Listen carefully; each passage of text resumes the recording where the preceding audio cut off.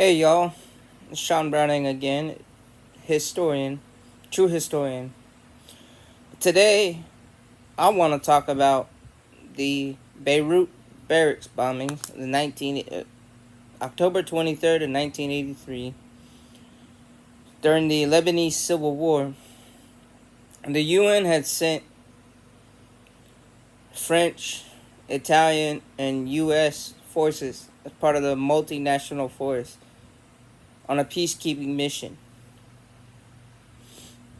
Well, while on the Sunday morning of the 23rd of October of 1983, there were two coordinated bombs in the Mercedes pickup trucks, flatbeds, just common in the Middle East, were driven into the compound and housed the U.S. Marines, the 1/8 Battalion. One exploded and it took down the 4-story building that was housing the 1/8 Battalion Marines, which was part of the 24th MAU Marine Ambulatory or Amphibiatory Unit. Correction. Killing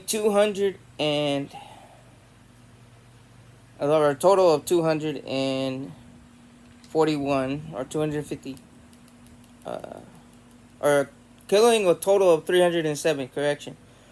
220 Marines, 18 U.S. sailors, 3 U.S. soldiers, 241 Americans, 58 French, 6 civilians, 2 attackers.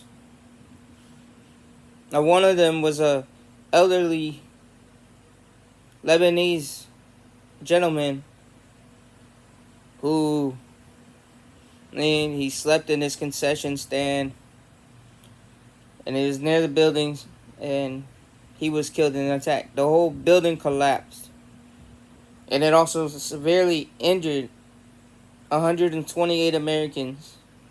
13 would later die from injuries. Now, this would be the deadliest single-day death toll for U.S. Marines since Iwo Jima in World War II. And subsequently, for U.S. Armed Forces, the deadliest single-day death toll since the first day of the Tet Offensive in Vietnam. Now, 10 minutes later, a second bomb exploded at the Barraks building,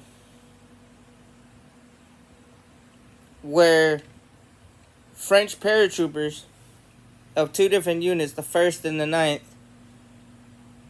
were of the Shaka regiment, if I'm pronouncing it correctly. And I apologize if I butchered the French. But that 9-story building housing the French paratroopers collapsed. And there's about 58 killed in that attack, and 15 others wounded. However, to note, and here's this important note, the UN had a handcuffing rule of engagement during this time. The sentries or guards could not chamber around in their weapons until a commissioned officer told them to. They could not be fired upon unless fired upon, or they could not fire upon unless being fired upon, or given the orders by a commissioned officer. So the first bombing had caught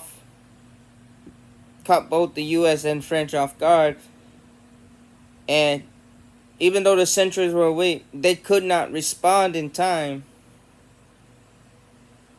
due to the UN policy.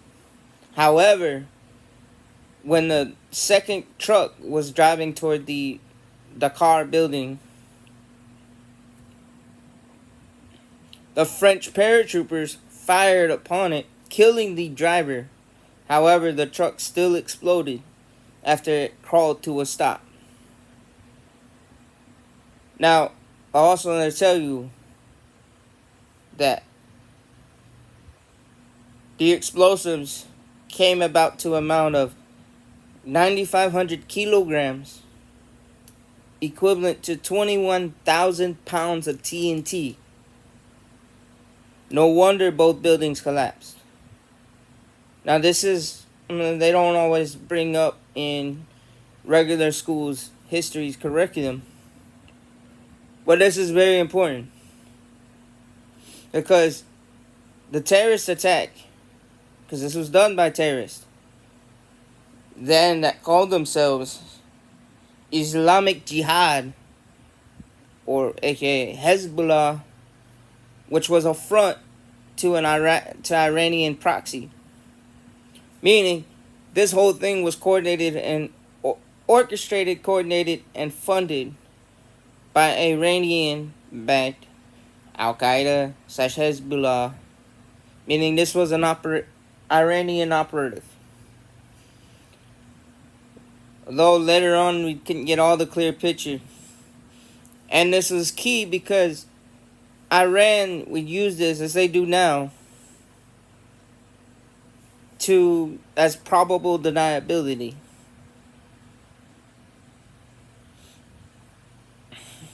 However,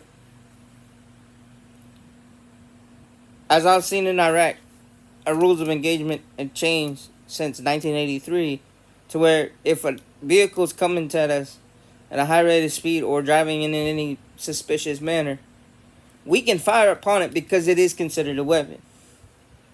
Back then, they didn't consider vehicles to be used as weapons. Don't know why, but the UN makes a lot of stupid decisions. And I'm not going to get too much into it, but it's all political bureaucrats.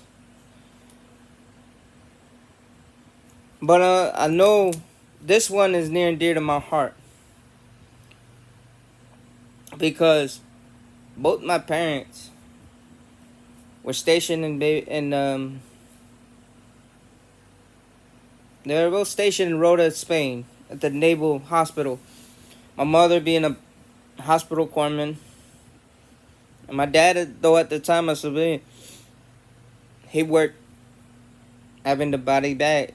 Help as a coroner and different other jobs on post. So they both worked in the part of the first response, in the rescue recovery, for all these injured U.S., French, and a lot of these that were killed or injured in Beirut were friends of my dad, or friends of my mom. And to this day, I can tell that when we talk about this, it hurts. My dad just terms as if he were there, because it was his friends there. Now, this one is dear and dear to my heart too, because I'm an Iraqi combat veteran who has been through a lot of the attacks coordinated by Iranian-backed Al-Qaeda operatives. But I want to say this quickly. A salute to the Marines of the 24th MAU, the 1-8,